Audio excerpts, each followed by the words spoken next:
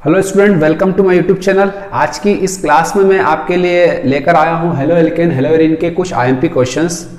तो चलिए स्टार्ट करते हैं। स्टार्ट करने से पहले जैसे कि आपको पता है कि जब भी हम आपको ये क्वेश्चंस देते हैं तो इंग्लिश मीडियम में मैंने लिखे हुए हैं, तो आप इसको क्या कीजिए कि हिंदी मीडियम के स्टूडेंट नोटबुक और इंग्लिश मीडियम दोनों के बच्चे नोटबुक कॉपी पेन लेकर बैठिए, ताकि जब मैं ये क्वेश्चंस एक्सप्लेन करूंगा, आपको समझाऊंगा, तो आप उसको लिखते चले। ठीक है, तो आपको परेशानी नहीं होगी। चलिए स्टूडेंट, सबसे पहले हम बात करते हैं कि केमिस्ट्री के आईएमपी क्वेश्चन जो है वो हमारे किसके होने वाले हैं, हेलो एल्केन हेलो एरीन के बारे में। अब हेलो एल्केन हेलो एरीन क्या होता है तो आपको अच्छे से पता है। ठीक है, तो इसके अंदर देखा जाए तो ये चैप्टर हमारा ऑर्गेनिक का, और इसमें बहुत सारा रिएक्शन वाला पार्ट होता है जो हमें बहुत डर लगता है। तो मैंने इसको बहुत छोटा किया है, वो शॉर्ट किया है। बस आप इसको पॉइंट टू पॉइंट या टॉपिक टू टॉपिक पढ़ेंगे तो आपके लिए बहुत ईजी हो जाएगा।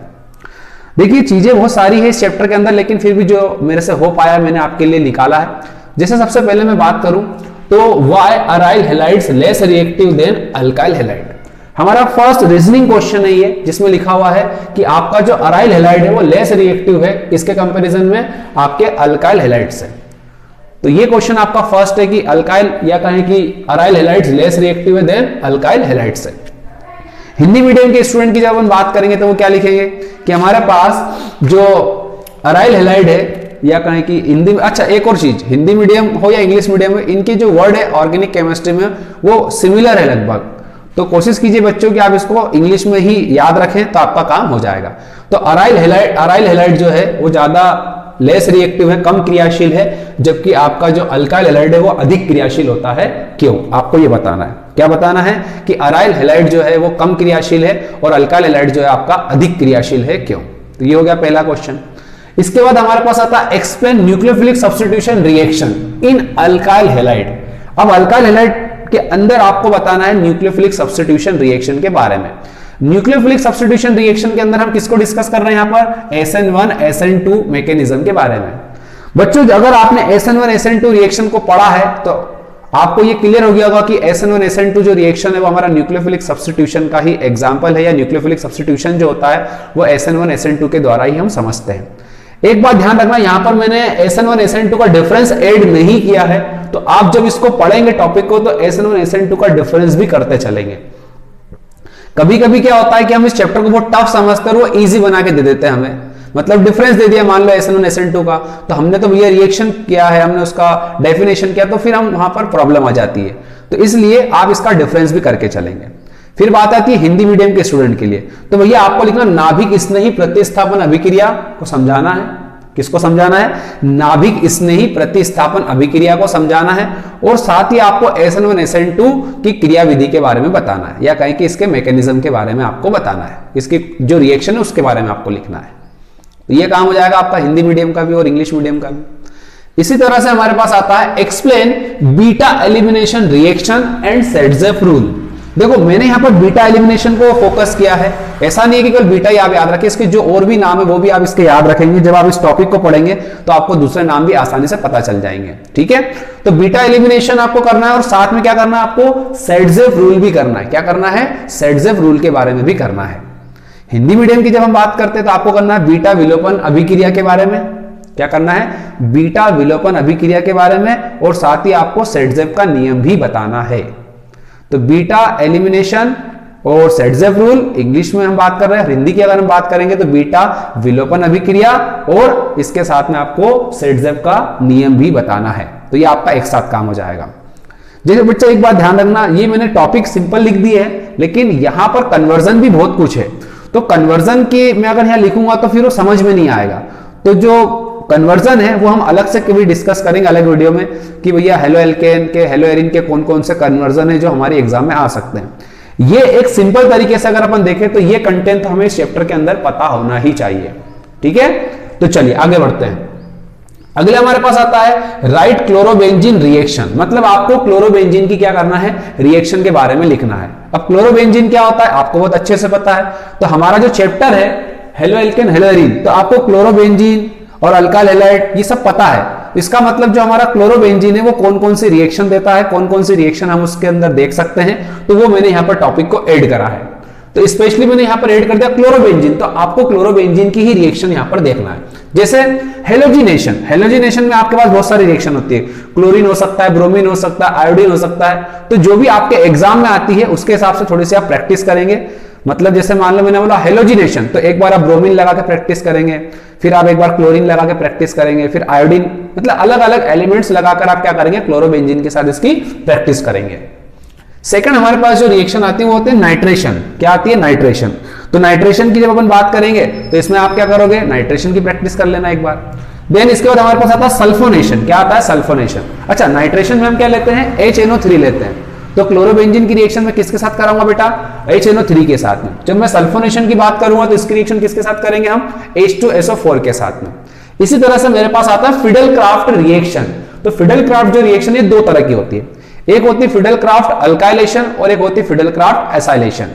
तो ये दोनों रिएक्शन आपको पता होनी चाहिए इस टॉपिक के अंदर कि हमारा जो क्लोरोबेंजीन है वो मोटे मोटे तौर पर 5 रिएक्शन देता है। एक तो हेलोजिनेशन, सेकंड हमारे पास होती है नाइट्रेशन, थर्ड हमारे पास होती है सल्फोनेशन, 4 हमारे पास होती है फिडेल-क्राफ्ट, और फिडेल-क्राफ्ट के अंदर देखें तो अल्काइलेशन और एक होती है एसाइलेशन। तो टोटल 5 रिएक्शन है मेरे पास क्लोरोबेंजीन के टॉपिक के अंदर।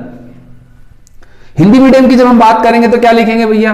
तो हिंदी मीडियम के जो स्टूडेंट है वो इसको लिखेंगे क्लोरोबेंजीन की अभिक्रिया। किसके साथ बताना है, या क्लोरोबेंजीन की अभिक्रिया हम कहां कहां देखेंगे? तो हम देखेंगे पहले हेलोजिनेशन। हेलोजिनेशन को हिंदी में बोलेंगे आप हेलोजनीकरण। क्या बोलेंगे आप इसको? हेलोजनीकरण बोलेंगे। इसी तरह से हमारे पास आएगा नाइट्रीकरण। नाइट्रेशन को हिंदी में क्या बोलेंगे? नाइट्रीकरण। क्या बोलेंगे? नाइट्रीकरण। नाइट्रीकरण के बाद हमारे पास आता है सल्फोनेशन, इसको हम बोलेंगे सल्फोनीकरण। क्या बोलेंगे बच्चों? सल्फोनीकरण किसे कहते हैं? मतलब क्लोरोबेंजीन के साथ आपको सल्फोनीकरण अभिक्रिया समझाना है। फिर हमारे पास लास्ट आता है फिडेल-क्राफ्ट अभिक्रिया। तो भैया इसको हिंदी में भी और इंग्लिश में फिडेल-क्राफ्ट ही कहते हैं। बस अगर हम हिंदी की बात करें तो फिडेल-क्राफ्ट में जो इंग्लिश में पहले हम बात करें, फिडेल-क्राफ्ट जो दो तरह का होता है, एक अल्काइलेशन होता है, एसाइलेशन होता है। तो हिंदी में हम अल्काइलेशन को बोलेंगे एल्किलीकरण। फिडेल-क्राफ्ट की एल्किलीकरण अभिक्रिया क्लोरोबेंजीन के साथ, और फिडेल-क्राफ्ट की एसिलीकरण अभिक्रिया क्लोरोबेंजीन के साथ में। तो इस तरह से आप इसको लिख लेंगे। तो ये हो जाएगी हमारे पास क्लोरोबेंजीन की 5 रिएक्शन। इसी तरह से हम बढ़ते हैं क्वेश्चन नंबर 5 की तरफ। यहां पे हमने क्या लिखा? Right the following reaction. अब ये जो रिएक्शन मैंने यहां पे लिखी राइट द फॉलोइंग रिएक्शन, ये सारी ही मेरे पास नेम रिएक्शन है। नेम रिएक्शन का मतलब जिसका नाम है। तो जैसे अगर हम देखें सबसे पहले तो मैंने यहां पर ले रखा है वुड्स रिएक्शन। कौन सी ले रखी मैंने? Wurtz reaction.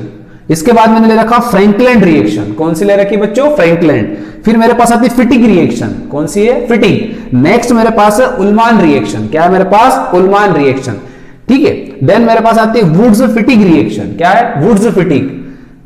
हुंसडीकर reaction, Sandmeyer reaction, DDT BSC. देखो डीडीटी बीएससी का फुल फॉर्म भी आपको पता होना चाहिए क्योंकि ये ऑब्जेक्टिव के लिए बहुत ज्यादा इंपॉर्टेंट है। किसके लिए? ऑब्जेक्टिव के लिए।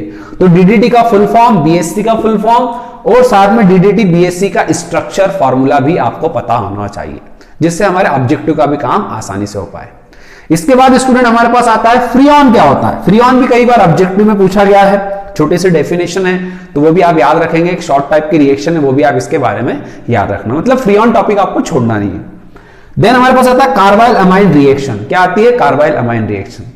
तो देखा जाए तो ये सारी मैंने जो यहां पर लिखी है राइट द फॉलोइंग रिएक्शन, ये नेम रिएक्शन की कैटेगरी में आती है क्योंकि इनका नाम है, इसलिए इनको हम नेम रिएक्शन भी कहते हैं।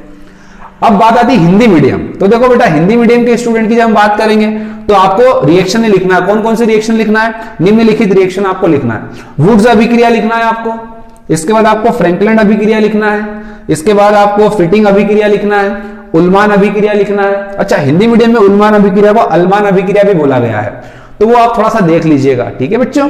फिर हमारे पास है वुड्स फिटिग अभिक्रिया। क्या है? वुड्स फिटिग अभिक्रिया, हुंसडीकर अभिक्रिया। देन हमारे पास है सैंडमेयर अभिक्रिया, डीडीटी बीएससी। जैसे कि मैंने कहा कि इनका फुल फॉर्म, इनका स्ट्रक्चर फॉर्मूला याद रखना, ऑब्जेक्टिव में हमारे काम आएगा। किसमें काम आएगा? ऑब्जेक्टिव में।